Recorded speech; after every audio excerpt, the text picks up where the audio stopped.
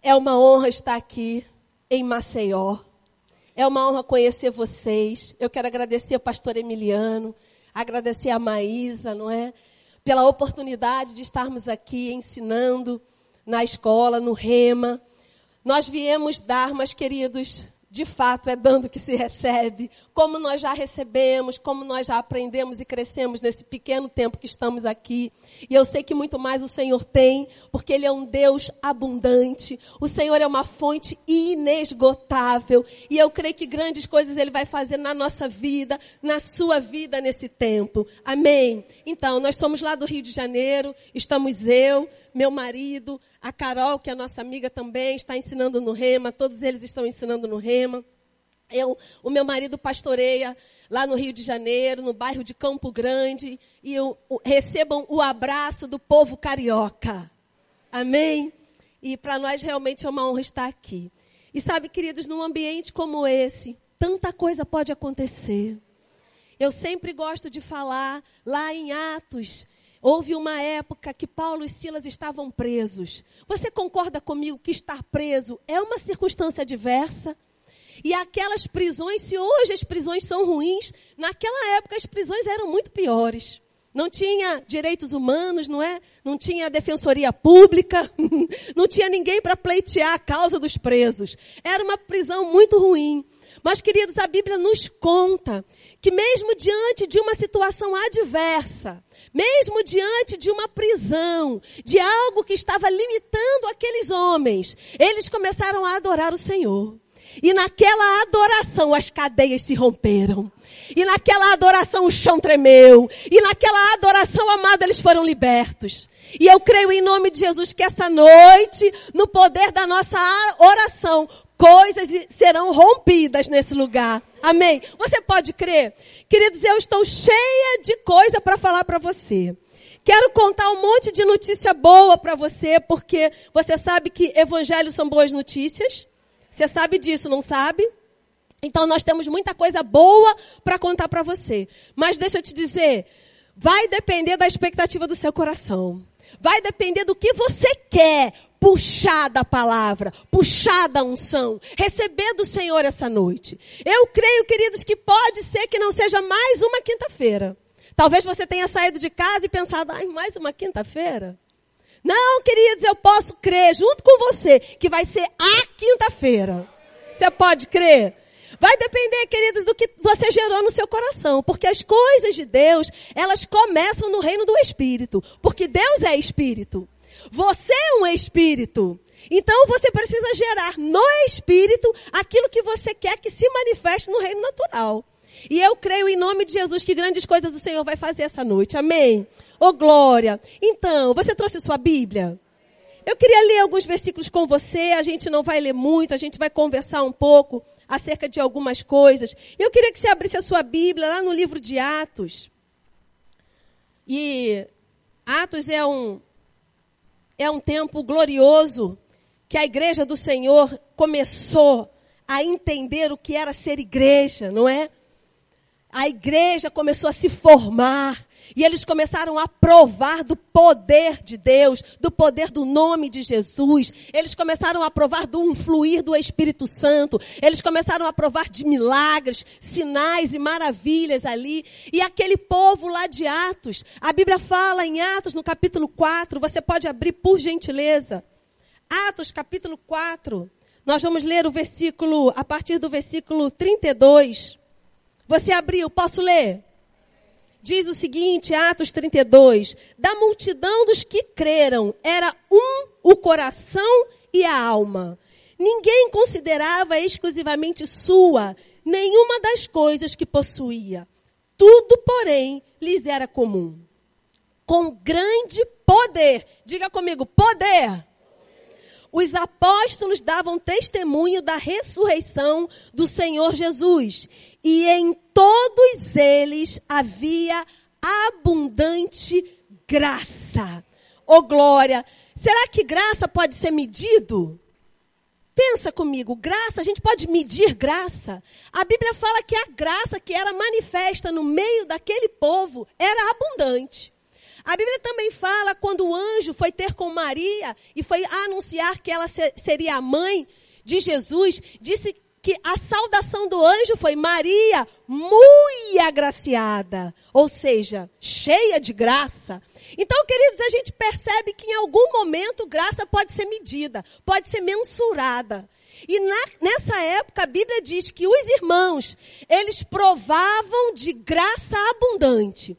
Mas sabe, queridos, que provar de graça abundante nesse tempo estava atrelado a um princípio? Eu não sei se você reparou qual era o princípio que eles estavam andando para que eles pudessem provar de graça abundante. A Bíblia diz que eles era o coração e a alma. Era o que estava dentro, sinalizando o espírito e a alma, o pensamento, aquilo que eles estavam conjecturando. Era o coração e o pensamento. Então, meus amados, havia unidade naquele povo. E porque eles andavam em unidade, e porque eles andavam em comunhão, a Bíblia diz que abundante era a graça que se manifestava no meio deles, a ponto de o poder de Deus ser manifesto. Quando a gente lê o livro de Atos, a gente vê, queridos, e aí a gente pode pensar, será que Deus mudou? Porque o povo passava, tocava em Pedro, em Paulo, a Bíblia diz que até a sombra, os aventais, os lenços curavam. Que coisa tremenda. Agora eu pergunto, será que Deus não quer manifestar poder nos nossos aventais, nos nossos lenços, na nossa sombra? Meu amado, Deus não muda. A Bíblia diz lá em Tiago, no capítulo 1, eu estava falando ontem aqui para os alunos do Rema, a partir do versículo 16, diz o seguinte: não vos enganeis, amados irmãos. Sinal que a gente pode ser enganado, não é? Se o alerta é não se engane, significa que pode ser que a gente seja enganado. E ele continua, toda boa dádiva, todo dom perfeito desce lá do alto, do Pai das luzes, onde não há mudança nem sombra de variação. Opa! Então lá, o Pai das luzes não muda, não varia. Deus não está em crise de humor, um dia ele está de um jeito, outro dia ele está do outro. Não, ele é Deus imutável. Amém, queridos? Então, se ele manifestou poder e graça abundante naquele tempo, ele também está com expectativa de manifestar no nosso tempo. Então, vamos observar o que levou aquele povo a provar de tamanha graça e de tamanho poder. Diga, a unidade. Unidade, meu amado. E se a gente juntar esse versículo com o versículo que você conhece bem, que está lá em Salmos 133, que diz, quão bom e agradável é que os irmãos vivam de que forma? Em união. E aí o que acontece?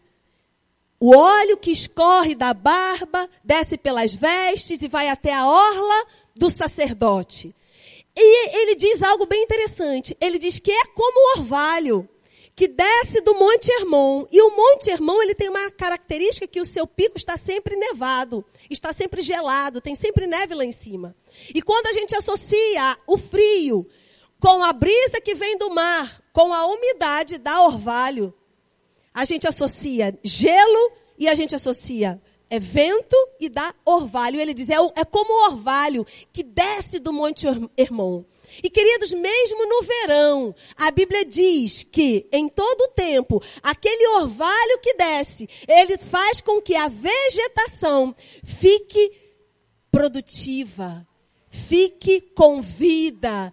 O orvalho desce e rega aquela vegetação, ainda que seja verão, ainda que seja um tempo de falta e escassez, ainda que seja um tempo difícil, ainda que seja um tempo de adversidade. O orvalho que desce do Monte Hermon, ele cobre a vegetação e a vegetação fica produtiva. Eu não sei que área da sua vida está improdutiva essa noite, mas eu vou te dizer, tem um princípio chamado unidade que faz produzir. Amém? Então, quando a gente junta esses dois princípios, na verdade, a gente junta os dois versículos num único princípio, que é o princípio da unidade. A gente entende que pode produzir ali, aonde tem unidade. E aí o finalzinho do versículo do Salmo 133 diz, nesse lugar onde há unidade, o Senhor ordena vida e bênção. Amém, queridos? Ô, glória! Você está pronto? Para receber da boca de Deus a ordem para produzir vida e bênção na sua vida, nas suas finanças, no seu corpo, na sua família, no seu ministério. Amado, você já sabe, eu sei que você é uma igreja ensinada. Esses dias que a gente tem passado com o pastor e com a sua esposa, nós temos visto o quanto eles preservam da doutrina, da palavra. Uma igreja que abriga o rema, que é uma escola que preserva a doutrina e a palavra. Então, eu posso crer que você é ensinado na palavra. Mas mesmo assim, queridos, as circunstâncias se levantam, não é? A Bíblia diz que esse mundo jaz no maligno. Então, esse mundo está morto no pecado. E como nós ainda estamos nesse mundo, vez por outra, nós passamos por aflição, por conta do pecado do mundo. E, queridos, mesmo que a gente esteja em uma época de falta, de escassez, de sequidão, por conta das adversidades do mundo, quando a gente mantém os olhos na palavra, quando a gente mantém os olhos nos princípios, amado, a Bíblia nos garante que pode haver fartura. Mesmo tudo estando seco ao redor, pode haver fartura. Você crê nisso? Ô, glória! Eu creio nisso, meu amado. Sabe por quê? Nós estamos no Evangelho da Graça. A palavra fala lá em João, no capítulo 1, que a lei foi dada através de Moisés, mas que a graça e a verdade veio por Jesus Cristo.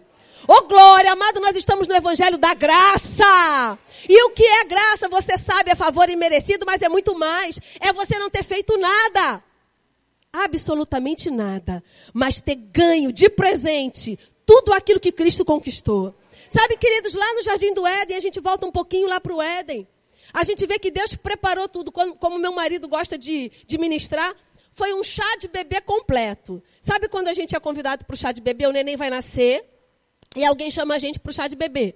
E aí, os pais preparam o quarto do bebê, preparam o berço, pinta a parede, bota enfeite, faz o chá de bebê, cada um leva a fralda e tudo mais, não é? Sabe que antes do homem nascer, Deus preparou aquele ambiente para receber o homem. A Bíblia diz que Deus fez tudo. E tudo que Deus fazia era bom. E Deus fez céus, terra, estrela, sol, animal, vegetação. E aí, depois que o jardim estava todo pronto, Deus colocou o homem lá naquele lugar. O homem fez alguma coisa? Não. Sabe qual é o nome disso? Graça. O homem não fez nada, ganhou tudo. A Bíblia diz que você é mais que vencedor em Cristo Jesus. Jesus sofreu, foi envergonhado, humilhado, cuspido, transpassado, levou chibatada, carregou a cruz, morreu. Você fez alguma coisa? Nada. Mas a Bíblia diz que ele trouxe graça e verdade para a nossa vida. Então, amado, graça é isso, a gente não precisa fazer nada. É só porque Deus, me permita dizer, como uma boa carioca, Deus foi com a nossa cara. Deus foi com a nossa cara. A Bíblia diz que Ele amou o mundo de tal maneira, de uma maneira tão grande, tão espetacular, tão maravilhosa, que Ele deu. Agora, queridos, eu pergunto para você, se Deus fez tudo isso, se Jesus fez tudo isso, e olha que nós nem merecíamos, porque o apóstolo Paulo, escrevendo para a igreja de Éfeso, ele diz o seguinte, que nós éramos inimigos de Deus. Porque nós estávamos mortos em nossos delitos e pecados. Então nós, de fato, não merecíamos, mas Deus deu Jesus. Para quem não merecia. Eu não merecia, você também não merecia. Queridos, aí eu fico pensando, se Deus fez tudo isso para mim, e olha que eu não merecia, o que é esforço da minha parte manter a unidade? Porque sabe que a unidade depende da minha parte, da sua parte? E eu quero ler com você mais um versículo. Ô, glória! Que está lá em Efésios. Você pode abrir, por gentileza? Efésios, no capítulo 4. Olha que coisa interessante que o apóstolo Paulo fala para essa igreja. Efésios, no capítulo 4, no versículo 3.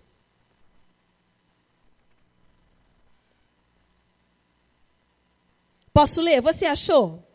Ele vem falando, rogo, pois, eu, prisioneiro do Senhor, que andei de modo digno, da vocação que fosse chamado e tal. Ele está dando algumas recomendações para aquela igreja. Você é a igreja? Amém? Então são recomendações para a nossa vida também, amém, queridos? E ele diz o seguinte no versículo 3.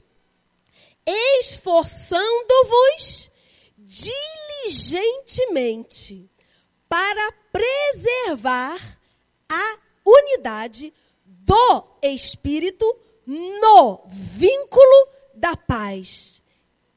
Pensa comigo. Ele diz, esforçando-vos diligentemente. Então, é um esforço e é um esforço contínuo. Porque ele diz, diligentemente. Eu vou andar em unidade com meu marido, porque eu estou falando de unidade na nossa vida, amém, queridos? Na nossa casa precisa ter unidade, porque uma casa dividida não subsiste, é o que a palavra fala.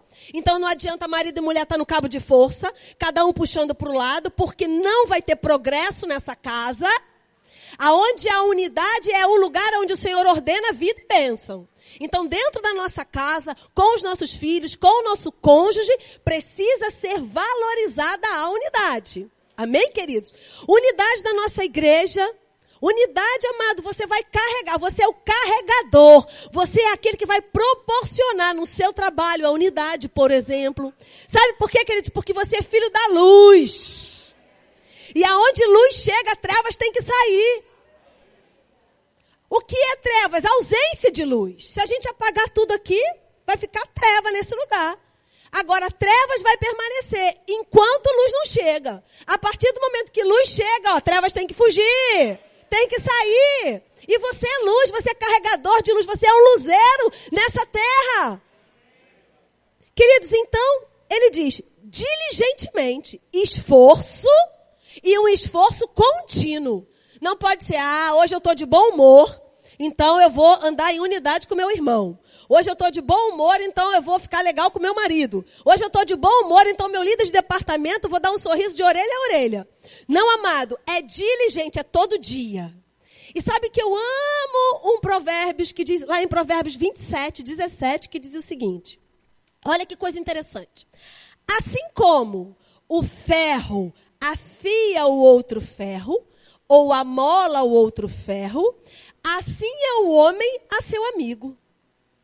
Assim como o ferro afia o outro ferro, é o homem a seu amigo. Opa, então peraí. Esse negócio de diligente, esforçar, afiar, tudo isso sou eu que preciso fazer. Sabe que isso não é Deus que vai fazer? Pai, eu oro para que a gente ande em unidade. Amado, vai depender da gente. Tem que ter esforço nosso nessa história. Mas olha que interessante. Vamos pensar. Quantos cozinheiros e cozinheiras nós temos aqui? Pouquíssimo. O povo aqui não come não, pastor? Compra tudo pronto? Que coisa! Quem faz comida na sua casa, gente? Então, os cozinheiros vão saber. Quando a gente está com a faca cega, a gente precisa amolar a faca, não é? E aí, às vezes, naquele processo de amolar a faca, lá no esmeril, sai o quê? Faísca. Assim como um ferro afia outro ferro. É o homem ao seu amigo, ou um irmão a outro irmão, ou o marido com a esposa, o pai com o filho, o pastor com as ovelhas. Não é? Está afiando, meu amado, mas eu vou te falar, depois que a gente passa a faca lá no esmeril, lá na pedra, corta melhor ou pior? Melhor! Então o propósito da faca é o quê? Cortar. Faca que não corta, o que a gente faz? Joga fora, não presta para nada, porque o propósito da faca é cortar. Então, queridos, quando a gente está sendo afiado, é para a gente cumprir muito melhor o propósito que Deus tem na nossa vida. Eu gosto sempre de falar sobre isso, e eu acho interessante porque você pode até esquecer dos versículos que eu li, mas os exemplos eu sei que você não vai esquecer. Um saco de batata. Pensa numa saca de batata. Se a saca de batata arrebenta, as pressões vêm, porque as pressões vêm para todo mundo, Pressão vem para todo mundo, inclusive para o nosso pastor. Mas se o saco de batata arrebenta, rola a batata para tudo quanto é canto, não é assim? Cada uma para um lugar. Aquele saco de batata, a gente pode olhar e falar assim, as batatas estão todas em unidade nesse saco. Mas se a gente cortar o saco, vai cada uma para um canto. Então elas não estavam em unidade. Elas só estavam no mesmo lugar. Agora, se a gente pega a batata e faz um purê.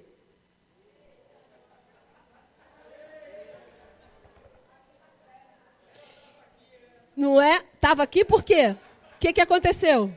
Ai, meu Deus. O que eu fiz, pastor? É de Deus? Oh, glória! Então vou continuar. Posso continuar? É de Deus? Aleluia. Fala, vaso! Então, meu amado, então você já sabe a história, não é? Do purê de batata. Oh, glória! Uma manteiguinha, um leitinho, não é? Um queijo coalho. Pode botar até queijo coalho no purê, não pode? É desse jeito aí, meu amado. Mas para a gente chegar no purê, não tem que amassar? Pode ser com garfo, pode ser naquele negocinho assim que amassa. O que importa, queridos, é que vai demandar esforço. E esse esforço não é só hoje. Hoje eu estou de bom humor, vou me esforçar. Não, é diligentemente. É todo dia. Sabe por quê? Você tem um alvo. Você tem um lugar que você precisa chegar. E a Bíblia diz, eu gosto demais quando o apóstolo Paulo, ele diz, olha, sabe de uma coisa? Já no finalzinho da sua carreira, ele já estava prontinho para ir para a glória. Ele diz, olha, eu não me desvio, nem para a direita, nem para a esquerda. Eu me mantenho olhando para o alvo. Para onde? O prêmio da soberana vocação em Cristo Jesus. Queridos, nada vai tirar você do alvo. Nada vai tirar você do eixo. Você já está sendo ensinado, você está sendo aperfeiçoado, você está sendo amolado para andar em unidade. Porque você sabe que nesse lugar da unidade tem vida e bênção na sua vida. Amém? Mas demanda um esforço. Agora, eu gosto demais da oração sacerdotal de Jesus. Por quê? É importante, queridos, entender a unidade no corpo de Cristo. Porque você é um corpo de Cristo, não é assim? E aí as mulheres, eu dei exemplo do cozinheiro, já dei exemplo do amolador, agora eu vou dar o exemplo da mulher na manicure. Eu sou meio estabanada. Não sei se já você percebeu o quanto eu gesticulo, né? Sou meio estabanada. Quando eu vou fazer a unha, eu tenho que ficar alguns minutinhos depois que a manicure termina de pintar, sentadinha para não borrar a unha. Agora, quando borra, e isso não é raro, aí eu chego em algum lugar e a pessoa elogia o esmalte. Que esmalte bonito! Aí a unha borrada. Você acha que eu mostro qual mão? A borrada ou a que não está borrada? Todo mundo sabe que eu vou mostrar que não está borrada. Sabe qual é o nome disso? Consciência de corpo. Porque as duas mãos fazem parte do meu corpo. Só que eu não vou expor a parte que não está tão boa do meu corpo. Eu vou mostrar a mão que não está borrada. E a mão que está borrada, o que a gente faz? Esconde. Então, queridos, na nossa vida, na igreja, na nossa casa, sabe aquela história de falar para o filho que o pai errou? De falar para o filho que a mãe errou? Teu pai fez isso. Tua mãe fez isso. Amado, isso é falta de consciência de corpo. Porque o casal, a Bíblia diz que é uma só carne. Ou seja, é o mesmo corpo. Quando nós estamos expondo o nosso corpo, nós estamos expondo a pessoa, nós achamos que estamos expondo a pessoa, mas na verdade estamos expondo o nosso corpo. Porque nós somos, como igreja, o corpo de Cristo nessa terra. Então, meu amado, você faz parte do meu corpo. E andar em unidade é ter consciência de corpo. E Jesus nos ensina sobre isso. Eu quero que você abra comigo, por gentileza. Lá em João, Evangelho de João, versículo 17. Evangelho de João, versículo 17. Desculpa, capítulo 17, versículo 20. Você achou? Posso ler? Jesus fazendo a sua oração sacerdotal. É conhecida essa oração. Ah, fica aparecendo o versículo ali, né? E eu falo tão rápido, você conseguiu pegar todos eles que eu falei? Não, né? Conseguiu? Que sucesso.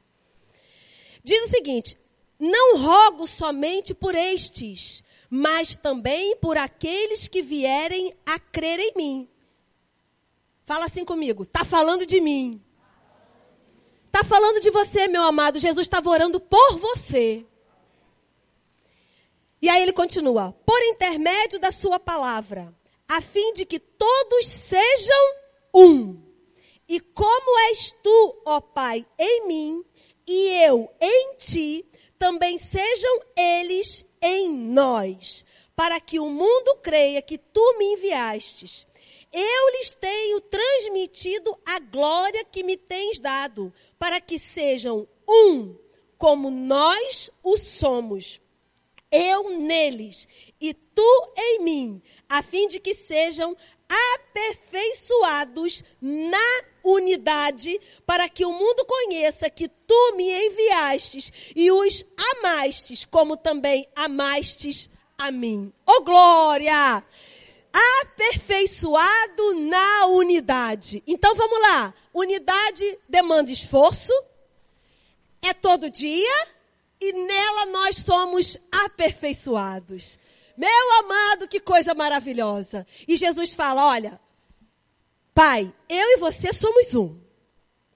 Consciência de unidade. Eu e eles também somos um. Consciência de unidade.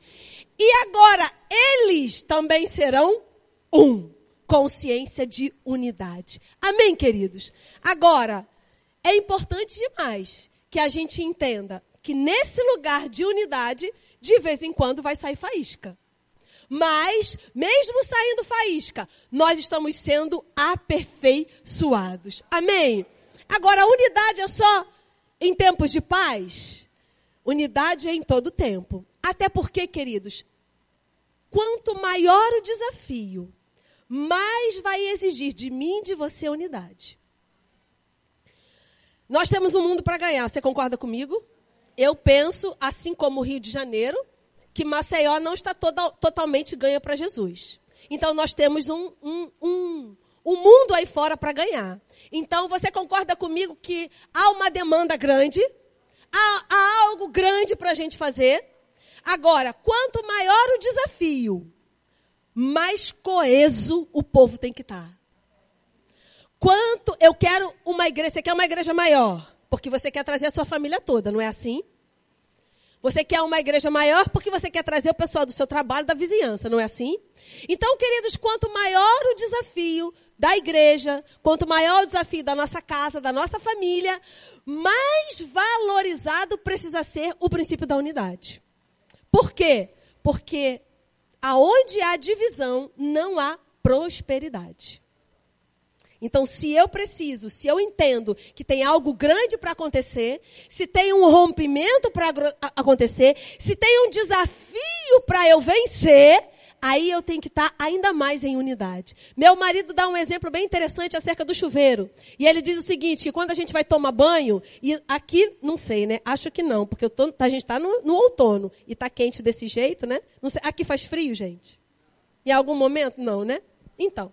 Mas lá onde eu moro tem dias frios. E aí, sabe aquele dia frio você tomar banho? É um desafio, né, irmão? Eu sei que você não sabe o que é isso, mas é um desafio tomar banho no dia frio.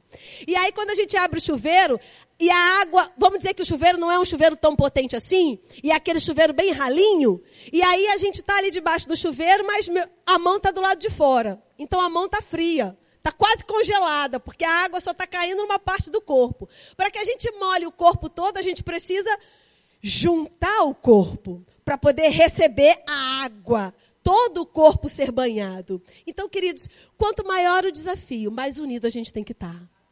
Mais coeso a gente tem que estar. E isso não quer dizer que todo mundo vai fazer a mesma coisa. Quer dizer que você vai fazer o que você foi chamado para fazer, porém andando em unidade. E eu quero ler o último versículo com você essa noite, que a gente já vai começar a encerrar. Que eu amo essa passagem, que está lá em Êxodo 17. Irmão, você deu glória porque eu estou encerrando?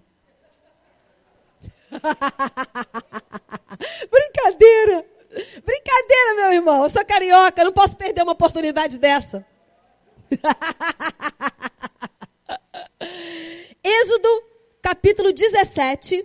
A gente vai ler a partir do versículo 8. Sabe, queridos, Moisés, um grande homem de Deus, um líder poderoso, grandes coisas Moisés realizou. Mas Moisés estava diante de um desafio aqui. E o desafio era grande. E, queridos, quando nós pretendemos realizar algo grande, aí mesmo que nós temos que estar em unidade. Moisés tinha algo grande para realizar. Ele precisava vencer uma guerra. E olha que coisa interessante, Êxodo 17, versículo 8. Posso ler? Diz o seguinte: então veio Amaleque e pelejou contra Israel em Refidim. Com isso, ordenou Moisés a Josué: escolhe-nos homens e sai e peleja contra Amaleque. Amanhã estarei eu no cimo do outeiro, e o bordão de Deus estará na minha mão.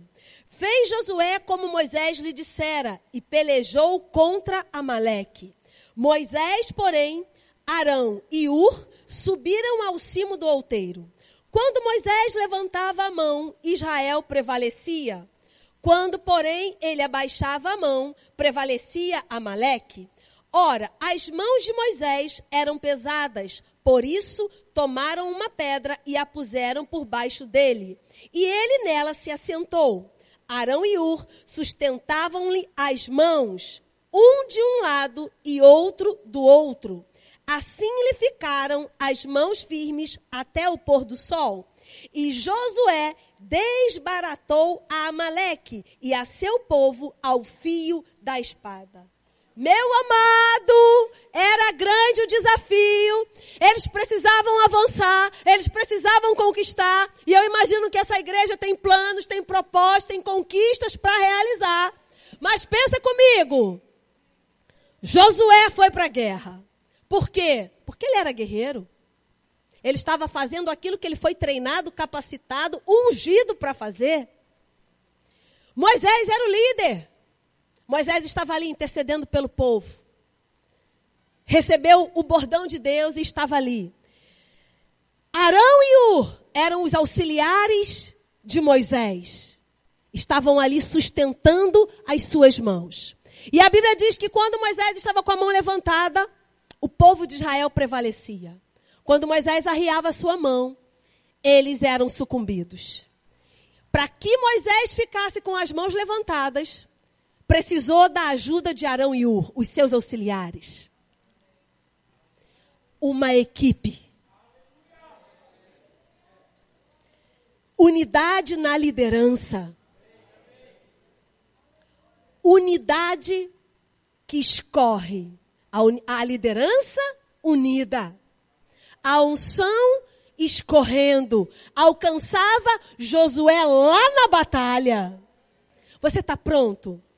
Para, assim como o apóstolo Paulo escreveu para a igreja de Éfeso, esforçando-vos diligentemente. Se manter em unidade todos os dias. É fácil? Não. Ele diz que é esforço. Mas é importante? Sim. Por quê? Porque nesse lugar, bênção e vida são ordenadas pelo Senhor. Amém. Ô glória, você pode ficar de pé, eu quero orar com você, o Ministério de Música pode nos ajudar. Meu amado, você sabe que Deus já preparou todas as coisas. Você sabe que Deus pensou e já chegou antes de você no seu futuro. Queridos, deixa eu dizer algo para você, Deus é atemporal, Deus não tem tempo. Deus é eterno. Então essa medição de tempo foi dada só para a gente. Lá no seu futuro Deus já esteve. E Ele já preparou todas as coisas. Eu gosto sempre de comparar o olhar de Deus quando a gente olha uma maquete. Quantos conhecem maquete aqui? Não é? As mães que fazem trabalho da escola com os filhos. Quando a gente está lá na maquete, se você olhar no nível da maquete, você vai ver a maquete em compartimentos apenas. Você vai ver a entradinha da casa. Vamos supor que a maquete é uma casa. Você vai ver a entrada da casa, e você vai olhar uma janelinha aqui, uma janelinha ali. Quando você está no nível da maquete, você vê compartimentos. Mas quando você olha a maquete de cima, você tem todo o panorama daquela maquete. Sabe que Deus está olhando para a sua vida de cima? E Ele tem todo o panorama da sua vida. E Ele já contou todos os seus dias. E Ele já planejou todas as coisas para você. E Jeremias, no capítulo 29, no versículo 11, o Senhor diz: eu sei, eu, Deus. Não é o vizinho, não é a vizinha, não é a sogra, não é o inimigo. Eu sei os planos que tenho acerca de vós. E são planos de paz e não de mal, para lhe dar um futuro e uma esperança. Meu amado, eu disse para os alunos do Rema, ser crente é um luxo. É um luxo ser crente. Você tem um pai de amor, que você pode reclinar a sua cabeça no colo e dizer: Abba, pai, paizinho amado. Você tem um pai que cuida de você, que já preparou todas as coisas. Um pai, queridos, que já te deu a palavra e o Espírito. Você tem um pai que cuida, um pai de amor. Mas esse pai é o Deus Todo-Poderoso. É o grande El Shaddai. É o Deus da sua suficiência. É o grande Eu Sou. Certa vez Moisés perguntou: Senhor, o que eu vou dizer para o povo? Quem você é? Afinal de contas, o povo passou muito tempo preso, escravo no Egito, perdeu as referências de Deus, não sabia mais quem Deus era. E Moisés falou: o que eu vou dizer para o povo? Eles ficaram tantos anos no cativeiro, eles não sabem mais o caráter de Deus, quem Deus é. E Deus disse: Moisés, diga ao povo que eu sou o que sou. Eu sou o quê? Eu sou tudo o que você precisa essa noite. O que você precisa essa noite, meu amado, eu vou te dizer: Deus é. Ele é o Deus mais que suficiente, Ele é o grande El Shaddai. Ele é Jeová Nissi, o Deus da tua vitória, o Deus da tua bandeira. Ele é Jeová Rafa, o Deus da tua cura. Ele é Jeová Shalom, o Deus da tua paz. E paz, queridos, é nada quebrado, nada faltando, uma boa jornada. Ele é o Deus da tua boa jornada. Ele é o Deus da tua paz, que não está faltando nada, não está nada quebrado. Ele é Jeová Jireh, o Deus da tua provisão. Ele é o que você precisa essa noite. Ele é Deus de amor. Aleluia! A gente pode cantar. Oh, tão grande o amor de Deus. Sabe, queridos, eu não sei se você prestou atenção, mas essa música diz o seguinte: antes de eu respirar, o Senhor soprou o fôlego dele dentro de você. Querido, você estava dentro de Deus. Porque a Bíblia diz lá em Hebreus, no capítulo 12, que Ele é o Pai dos Espíritos. Você estava dentro de Deus. E Deus soprou você.